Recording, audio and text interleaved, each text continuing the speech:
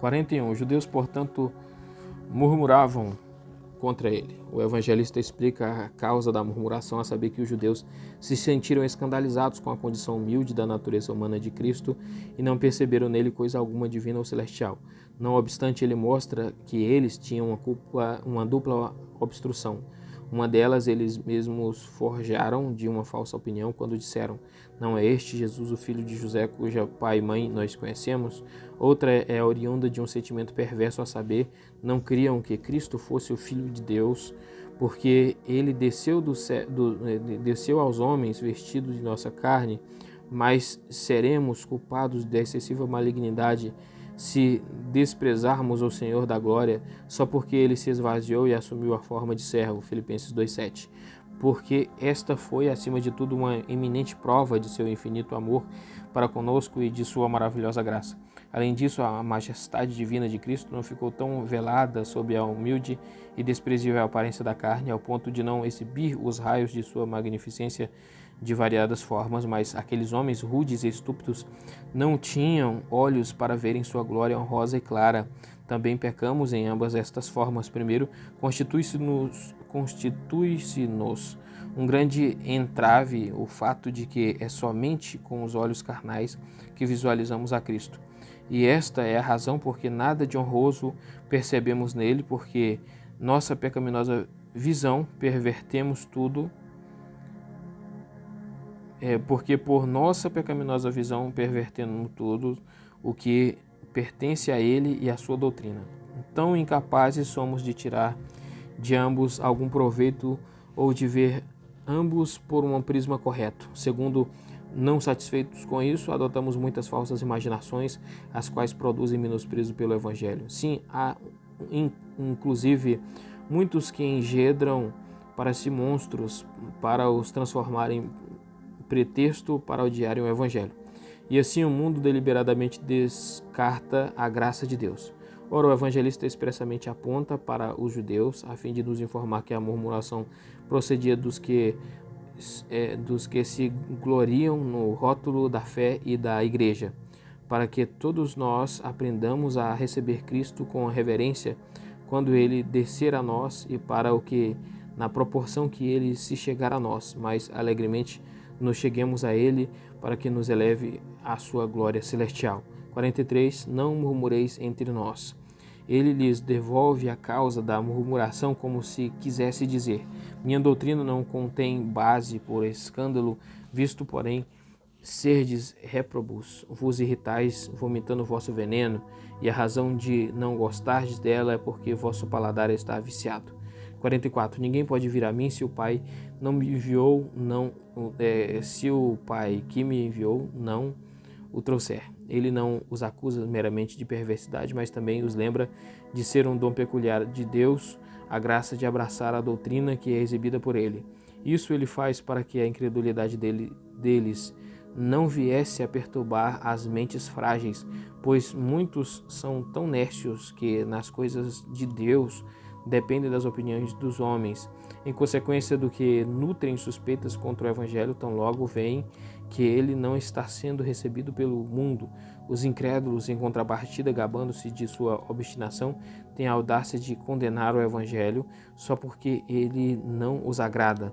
Ao contrário, pois Cristo declara que a doutrina do Evangelho, ainda que seja proclamada a todos sem exceção, não pode ser abraçada por todos, mas que requer uma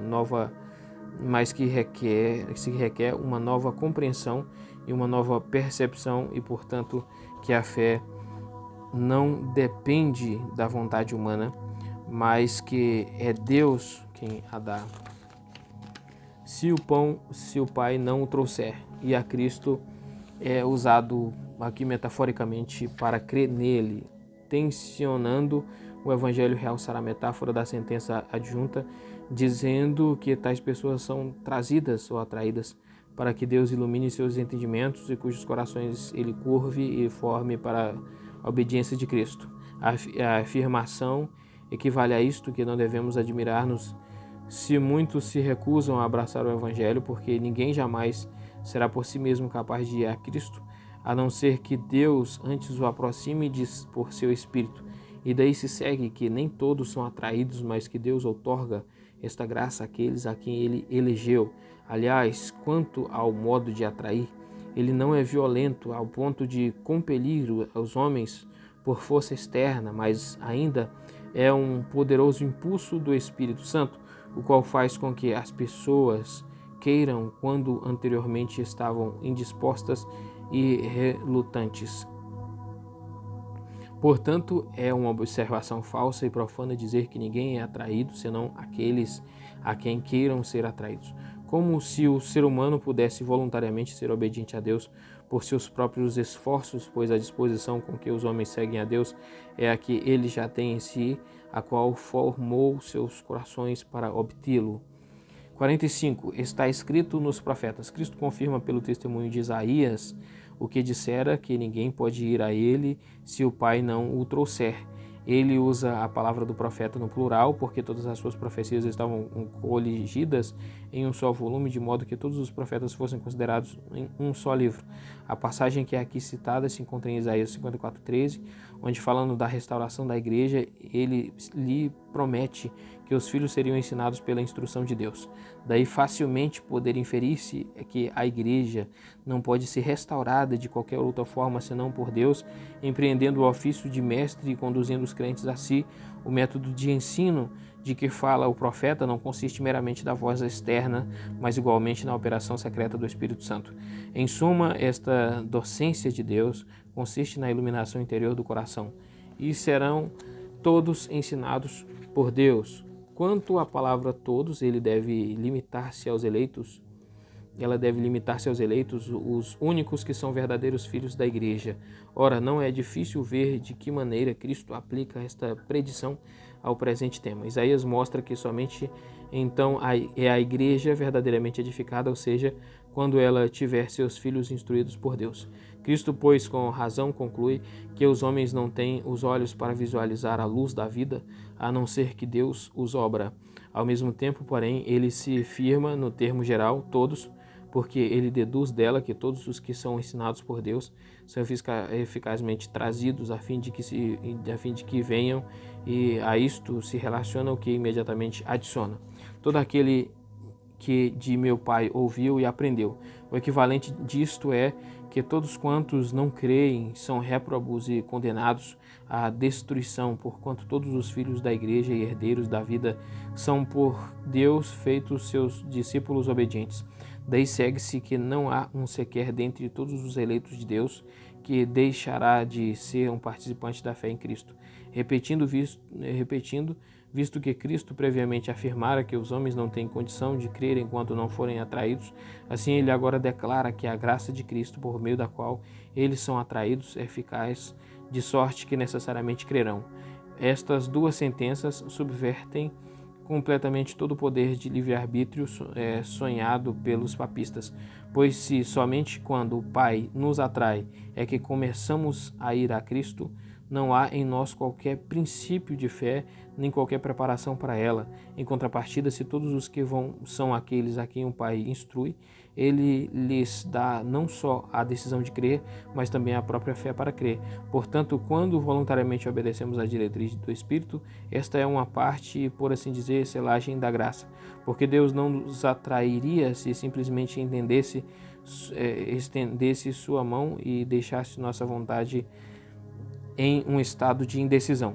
Mas em estrita propriedade de linguagem, lemos que ele nos atrai quando estende o poder de seu Espírito para o pleno efeito da fé. Lemos que ouvem a Deus, que voluntariamente permitem que Deus fale em seu íntimo, porque o Espírito Santo reina em seus corações.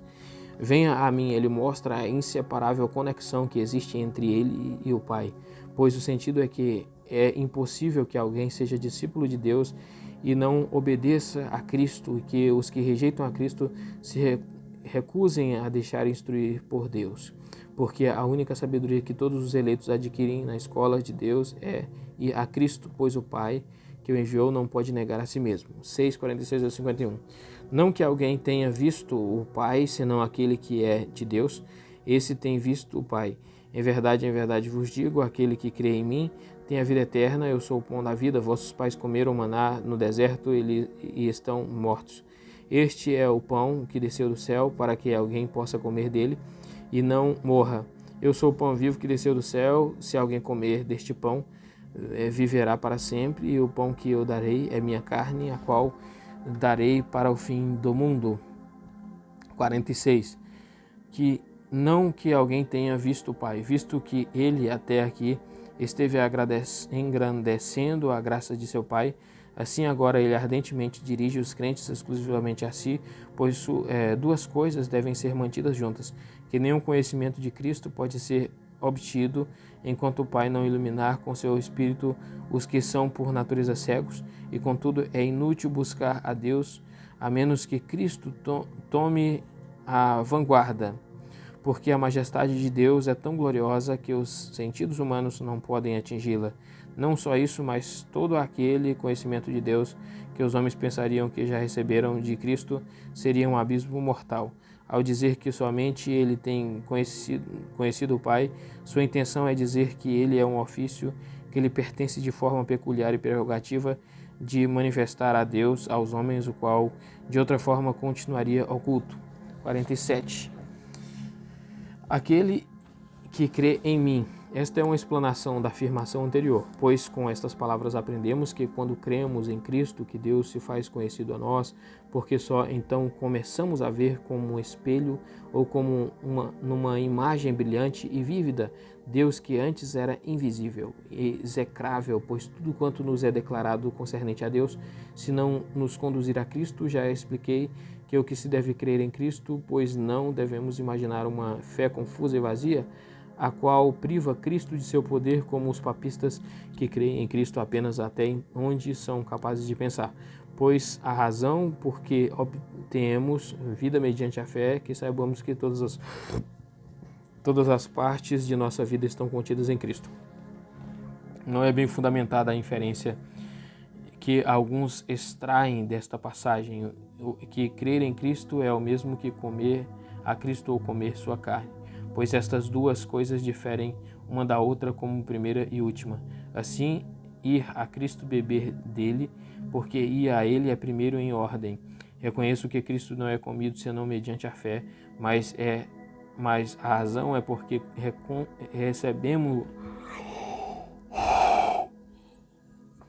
pela fé, para que ele habite em nós e para que nos tornemos participantes dele e assim sejamos um com ele. Comê-lo, pois, é um efeito ou obra da fé. 48. Eu sou o pão da vida, além do que disse previamente que ele é o pão gerador da vida, por meio do qual nossas almas são nutridas. A fim de explicá-lo mais plenamente, ele igualmente reitera o contraste entre este pão e o antigo maná, associado a uma comparação dos homens. 49. Vossos pais comeram maná no deserto e estão mortos. Ele diz que o maná era um alimento perecível dado a seus pais, porque ele não os isentou da morte.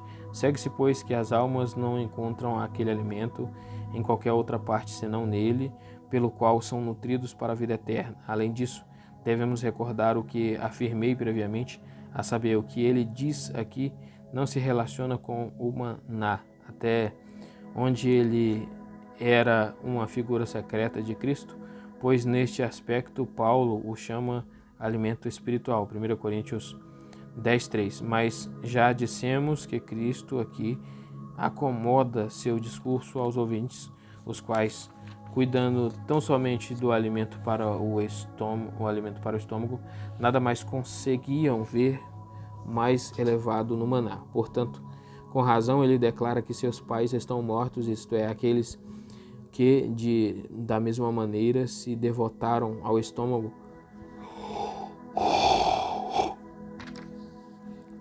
ou, em outros termos, que não pensavam em nada mais elevado do que este mundo. E todavia ele os convida a comerem quando diz que veio para que alguém pudesse comer, pois esta forma de expressão tem o mesmo sentido se ele dissesse que já está pronto a doar-se a todos, desde que estejam dispostos a crer, para que nenhum dos que uma vez comerem a Cristo morra. Seria entendido neste sentido. A vida que ele nos outorga jamais se extinguirá, como afirmamos no quinto capítulo 51. Eu sou o pão vivo. Ele reitera frequentemente a mesma coisa, porque nada é mais necessário ser aprendido e cada um sente em si com que dificuldade é levado a crer e não facilmente e depressa se esvai e se esquece. Todos nós queremos vida, mas ao buscá-la, inércia e impropriamente vagueamos em círculos concêntricos. E quando ela é oferecida, a maioria a rejeita desdenhosamente. Pois quem não se dispõe a inventar para si vida fora de Cristo, e quão poucos há que estão satisfeitos somente com Cristo. Portanto, não é uma rejeição supérflua quando Cristo assevera tão frequentemente que ele é o único que pode dar vida, pois ele reivindica para si a designação de pão a fim de arrancar de nossos corações todas as esperanças falazes de viver. Havendo previamente chamado a si mesmo de o pão da vida, agora se denomina de o pão vivo, porém no mesmo sentido, isto é, o pão gerador de vida, o qual desceu do céu. Ele faz frequente menção de sua descida do céu, visto que a vida espiritual é incorruptível, não se encontra neste mundo, cuja forma passa e se desvanece, mas somente no reino celestial de Deus. Se alguém comer deste pão, sempre que uma pessoa que usa a palavra comer, ele nos exorta à fé, a qual é o único elemento que nos capacita a desfrutar deste pão, a fim de derivarmos vida dele. Tampouco é sem boas razões que ele age assim, pois há poucos que se dignam de estender sua mão para levar este pão à sua boca, e ainda quando o Senhor o põe em sua boca, há poucos que o degustam com real prazer, senão que alguns se enchem de vento e outros com tântalo morrem de inanição em virtude de sua própria astutícia, enquanto o alimento se acha bem diante deles. O pão que darei é minha carne. Como este poder secreto de outorgar a vida do que ele tem falado pode referir-se à sua essência divina, ele agora dá um segundo passo e mostra que essa vida está situada em sua carne para que seja daí extraída. Indubitavelmente é um maravilhoso propósito divino que Deus nos tem exibido a vida nesta carne, onde anteriormente nada havia senão causa de morte. E assim ele provê para a nossa fraqueza, quando não nos arrasta acima das nuvens para desfrutarmos da vida, senão que a exibe na terra, da mesma maneira como se ele nos fosse elevar até os segredos de seu reino.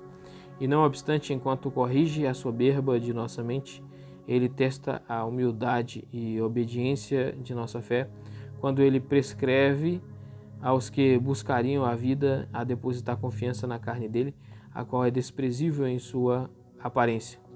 Mas uma objeção vem a lume, que a carne de Cristo não pode dar vida porque ela era passível de morte e porque ainda agora não é inerentemente mortal, e em segundo lugar que de forma alguma pertence à natureza da carne vivificar as almas.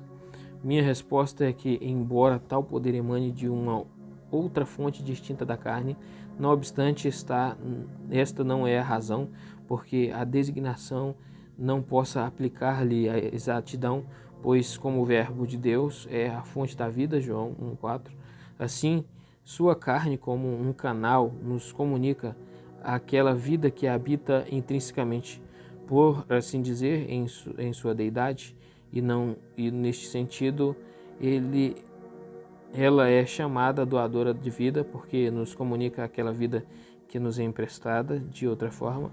Isso não é difícil de entender se considerarmos qual é a causa da vida, isto é a justiça. E ainda que a justiça flua exclusivamente de Deus, todavia não recebemos a plena manifestação dela de algum outro modo senão da carne, pois nela se consumou a redenção do homem, nela ofereceu-se um sacrifício para expiar os pecados e prestou-se uma obediência a Deus para reconciliá-lo conosco ela foi também plenificada com a santificação do Espírito e, por fim, tendo vencido a morte, foi recebida na glória celestial. Portanto, segue-se que todas as partículas da vida foram postas nela, para que ninguém tenha razão de queixa de que ele está privado da vida, como se ela estivesse posta em lugar oculto ou à distância. Que eu darei pela vida do mundo. O verbo dar é usado em vários sentidos. A primeira doação, da qual ele falou anteriormente, é feita diariamente, sempre que Cristo se nos oferece. A segunda denota aquela doação singular que foi feita na cruz, quando ele se ofereceu a seu Pai como um sacrifício. Ele se entregou à morte para a vida dos homens e agora nos convida a usufruir o fruto de sua morte, porque não nos seria de nenhum valor que aquele sacrifício fosse uma vez oferecido se agora não participássemos daquele sacro banquete. É preciso também observemos que Cristo reivindica para si o ofício de sacrificar a sua carne. Daí com que ímpio sacrilégio os papistas se contaminam quando tomam sobre si na missa o que pertence exclusivamente àquele singular sumo sacerdote. 6 dos 52 ao 58. Disputavam, pois, os homens entre si, como pode este homem dar-nos a sua carne para comer? Jesus, pois, lhes disse, em verdade vos digo, a menos que comais a carne do Filho do Homem e bebais seu sangue, não tereis vida em vós. Aquele que comeu minha carne e bebeu meu sangue tem a vida eterna, e eu ressuscitarei no último dia. Porque minha carne é verdadeiro alimento e meu sangue é verdadeira bebida. Aquele que come minha carne e bebe meu sangue permanece em mim e eu nele, como o Pai que vive me enviou, e eu vivo em função de meu Pai. E aquele que comer de mim também viverá em função de mim. Este é o pão que desceu do céu, não como vossos pais que comeram o maná e estão mortos. Aquele que comer este pão viverá para sempre. 52. Disputavam, pois, os judeus entre si. Uma vez mais ele faz menção dos judeus, não à guisa de honra, mas com o intuito de censurá-los por sua incredulidade, porque não receberam a bem conhecida doutrina concernente à vida eterna, ou pelo menos não fizeram uma humilde inquirição sobre o tema, e se o mesmo era obscuro, dúbio, pois quando diz que disputavam é um sinal de obstinação e desdém, e os que disputam com tanta sutileza a verdade obstruem contra si mesmos a estrada rumo ao conhecimento da verdade. E, no entanto, a culpa a eles imputada não é simplesmente que inquiriam sobre a maneira, pois a mesma culpa recairia sobre Abraão e a bendita Virgem. Gênesis 15:2, Lucas 1:34. Portanto, tais pessoas ou são extraviadas pela ignorância ou são tão carentes de hombridade que, se eu levar em conta a audácia e a veemência na disputa, que é o que o evangelista condena, dirigem toda a sua vociferação contra a palavra como se não fosse lícito aos judeus inquirir sobre a maneira de comer a carne de Cristo, mas deve antes imputar-se a indolência do que atribuir-se à obediência da fé, se consciente e voluntariamente ficam sem solução as dúvidas e dificuldades que nos são removidas pela palavra do Senhor. Portanto, não só é lícito inquirir sobre a maneira de comer a carne de Cristo, mas nos é de grande importância entendê-la até onde se faz conhecidas as Escrituras. Portanto, fora com aquele feroz e obstinado pretexto de humildade.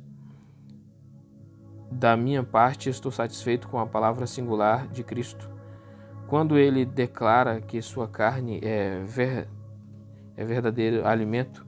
De bom grado fecho meus olhos para todo o resto, como se os hereges não tivessem igualmente plausibilidade de seu lado, se de bom grado fossem ignorantes, se Cristo foi recebido pelo Espírito Santo, porque crendo que ele é semelhante à semente de Abraão, param totalmente com sua inquirição.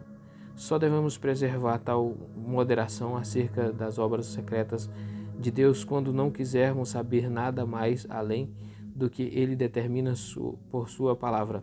53. Em verdade vos digo, o justo ressentimento que Cristo sentiu quando viu sua graça rejeitada com tão arrogante desdém e constrangeu a empregar este julgamento, pois ele agora não faz uso de simples doutrina, porém mistura igualmente ameaças com o propósito de infligir terror.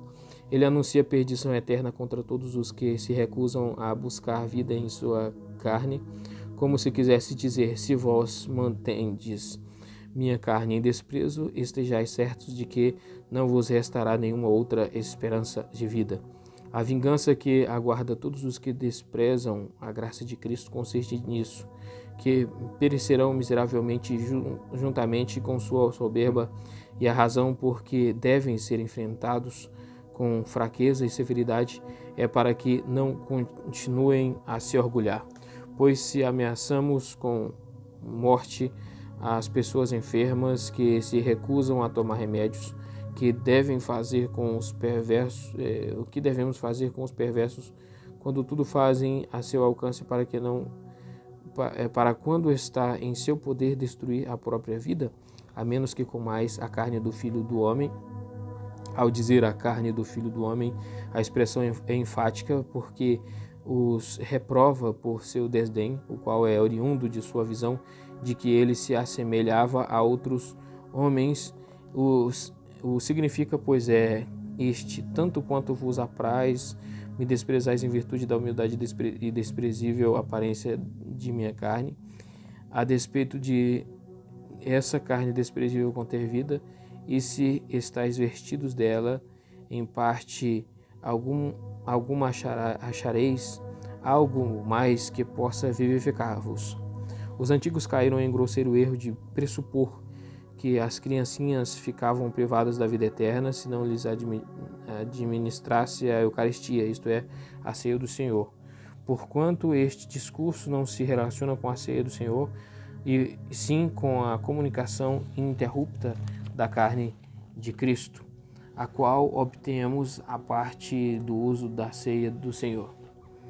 Tampouco estavam certos os boêmios quando deduziram desta passagem a prova de que todos, sem exceção, devem ser admitidos a um uso do cálice. Com respeito às crianças, e a ordenança de Cristo as proíbe de participarem da ceia do Senhor, porque ainda não são capazes de conhecer ou de celebrar a memória da morte de Cristo. A mesma ordenança torna a carne comum a todos, pois ela ordena que todos nós o bebamos. Mateus 26, 27. 54. Aquele que comer minha carne. Esta é uma reiteração, porém não supérflua, pois confirma o que era difícil de ser crido, que as almas alimentam de sua carne e de seu sangue, precisamente da mesma forma que o corpo é sustentado por comer e beber. Consequentemente, como ele acaba de testificar que nada senão a morte resta a todos quantos buscam a vida em outra parte que não seja em sua carne, assim agora ele instiga todos os crentes a nutrir boa esperança, enquanto lhes promete vida na mesma carne. E eu ressuscitarei no último dia. É preciso observar que Cristo muito frequentemente conecta a ressurreição com a vida eterna, porque nossa salvação estará oculta até aquele dia. Portanto, ninguém pode perceber o que Cristo nos outorga, a menos que, elevando-se acima do mundo, ponha diante de seus olhos a ressurreição final. À luz destas palavras, transparece claramente que a totalidade desta passagem é explicada impropriamente quando aplicada à ceia do Senhor. Pois se fosse verdade que todos os que se apresentam à santa mesa do Senhor são feitos participantes de sua carne e seu sangue, todos igualmente obteriam a vida. Porém, sabemos que muitos dentre os que são participantes dela fazem isto para sua condenação, e deveras teria sido tolo e irracional discutir sobre a ceia do Senhor antes que ele a houvesse instituído. É certo, pois, que ele agora fala da maneira perpétua e ordinária de comer a carne de Cristo, o que é feito unicamente mediante a fé. Ao mesmo tempo, porém, reconheço que aqui nada se diz que não seja representado em termos figurativos e realmente otorgado aos crentes na ceia do Senhor. E Cristo ainda pretendia que a ceia do Senhor fosse, por assim dizer, um selo e confirmação deste sermão. Esta é também a razão porque o evangelista João não faz menção da ceia do Senhor.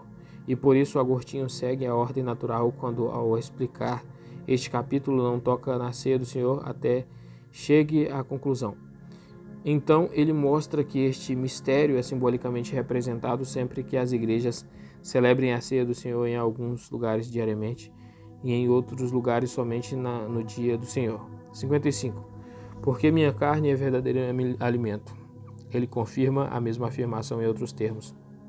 Como o corpo é enfraquecido e consumido pela falta de alimento, assim a alma, se não for alimentada com o pão celestial, logo perecerá de inanição.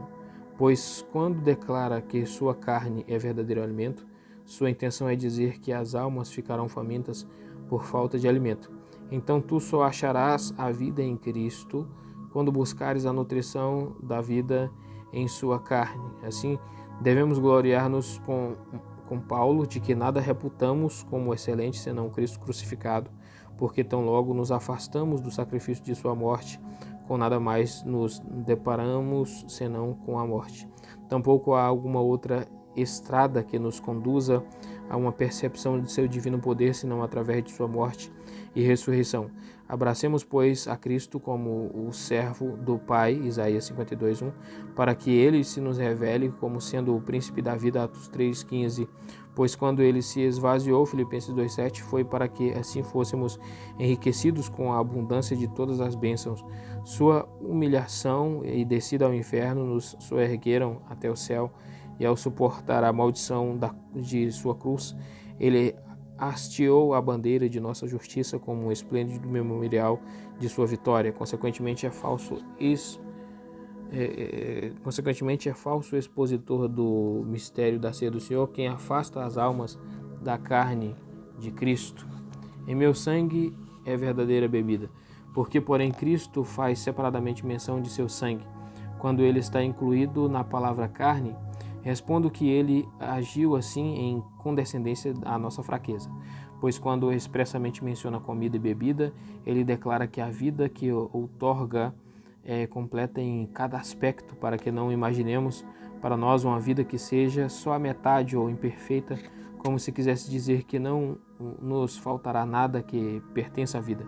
Contanto que comamos sua carne e bebamos seu sangue, assim também na ceia do Senhor, a qual corresponde a esta doutrina, não satisfeito com o símbolo do pão, ele acrescenta também o cálice, para que, tendo nele um duplo penhor, aprendemos a viver satisfeitos apenas com ele, pois jamais alguém achará uma parte da vida em Cristo, até que ele tenha nele a vida inteira e completa. 56. Aquele que comer minha carne. Esta é outra confirmação, pois enquanto somente ele tem vida em si mesmo, mostra como podemos usufruí-la, isto é, comendo sua carne, como se tivesse afirmado que não existe outra vida pela qual ele possa tornar-se nosso, senão sendo nossa fé direcionada para sua carne, porque ninguém jamais irá a Cristo como Deus, e se porventura o despreza como homem. Portanto, se alguém deseja ter algum interesse em Cristo, então se cuide acima de tudo de não fazer pouco caso de sua carne. Permanece em mim e eu nele. Ao dizer que permanece em nós, o sentido é o mesmo se dissera que o único vínculo de união e a única forma pela qual ele se torna um conosco é quando nossa fé repousa em sua morte. Podemos também inferir disto que ele não está agora falando do símbolo externo, o qual muitos incrédulos igualmente recebem com os crentes, e contudo continuam separados de Cristo, Ela também nos capacita a refutar o sonho dos que dizem que Judas recebeu o corpo de Cristo, juntamente com os demais apóstolos, quando Cristo deu a todos o pão. Pois, como é uma flagrante demonstração de ignorância limitar esta doutrina ao sinal externo, assim devemos ter em mente o que dissemos previamente, que a doutrina que aqui se ensina é selada na ceia do Senhor. Ora, é certo, em primeiro lugar, que Judas jamais foi membro de Cristo. Em segundo lugar, é cabalmente irracional imaginar a carne de Cristo sendo morta e destituída do Espírito Santo. Finalmente, é uma zombaria sonhar sem possível comer a carne de Cristo sem fé, visto ser a fé, por assim dizer, a única boca e estômago da alma. 57. Como o Pai que vive me enviou, até aqui Cristo explicou a maneira como devemos tornar-nos participantes da vida. Ele agora passa a falar da causa primordial, visto que a fonte primeira da vida está no Pai. Ele, porém, responde a uma objeção, pois se poderia pensar que ele usurpa de Deus aquilo que lhe pertence ao fazer-se a causa da vida. Portanto, ele faz de si mesmo o autor da vida de uma forma tal como se reconhecesse que houve outro que lhe deu aquilo que ele administra a outrem. Observemos, pois, que este discurso é também acomodado à capacidade daqueles a quem Cristo estava falando, pois só é com respeito à sua carne que ele se compara ao Pai, pois ainda que o Pai seja o princípio da vida, não obstante o próprio Verbo eterno e estritamente a vida, mas a deidade eterna de Cristo não é o tema presente, porque ele se exibe tal como se manifestou ao mundo vestido com nossa carne. Eu também vivo em função do Pai. Isso não se aplica à sua simples deidade, nem se aplica à sua simples intrínseca natureza humana, mas é uma descrição do Filho de Deus manifestado na carne. Além disso, sabemos que não era incomum Cristo atribuir ao Pai tudo que era divino, que possuía em si. É preciso observar, contudo, que ele realça aqui 3 graus de vida. Na primeira posição está o Pai vivo, que é a fonte, porém remota e oculta. Em segunda vem o Filho, que nos é exibido como uma fonte aberta e por meio de quem a vida nos emana. O terceiro grau é a vida que extraímos dele. Agora percebemos que o exposto equivale a isto, que Deus o Pai, em quem a vida é inerente, está a alguma grande distância de nós, e que Cristo, posto entre nós, é a segunda causa da vida, a fim de que o que de outro modo permaneceria oculto em Deus, procedente dele para nós. 58. Este é o pão que desceu do céu. Ele retorna à comparação entre o maná e sua carne, com que ele tinha começado, pois era necessário que concluísse seu sermão desta maneira. Não há razão pela qual deveis preferir Moisés a mim, só porque ele alimentou vossos pais no deserto, visto que eu vos supro com alimento muito mais excelente, porque eu trago comigo a vida celestial. Porque, como já foi dito, lemos que o Pai desceu do céu, visto que ele não tem nada de terreno e corruptível em sua natureza, senão que inspira a imortalidade do reino de Deus. Os que só se inclinaram à alimentação de seus estômagos não acharam tal virtude no maná, pois enquanto o maná teve um duplo uso, os judeus, com quem agora está discutindo, viam nele nada mais que alimento corporal, mas a vida da alma não é evanescente, mas faz progresso contínuo até que o homem todo seja renovado. 6 do 59 ao 64. Ele falou estas coisas na sinagoga, enquanto ensinava em Cafarnaum. Muitos de seus discípulos, pois tendo ouvido, disseram, dura palavra esta. Quem a pode ouvir? Jesus, porém, conhecendo em seu íntimo que seus discípulos murmuravam, disse-lhes: isto vos escandaliza? O que será se virdes o Filho do Homem subindo para onde estava antes? É o Espírito que vivifica da carne, da carne nada se aproveita. As palavras que eu vos falo são Espírito e vida, mas há alguns dentre vós que não creem, porque Jesus sabia desde o princípio quem eram os que não criam e quem o havia de trair. 59. Ele falou estas coisas na sinagoga. João ressalta o local para que saibamos que havia muitos presentes e que também ele pregou um sermão com um tema relevante e importante, mas imediatamente se deduz que dentre tão numerosa multidão havia bem poucos que extraíram algum proveito dele. O que é pior, provou-se ser a ocasião de deserção de muitos que professavam ser discípulos de Cristo, e o evangelista disseste que apenas alguns deles se escandalizarão. Isso já teria sido monstruoso.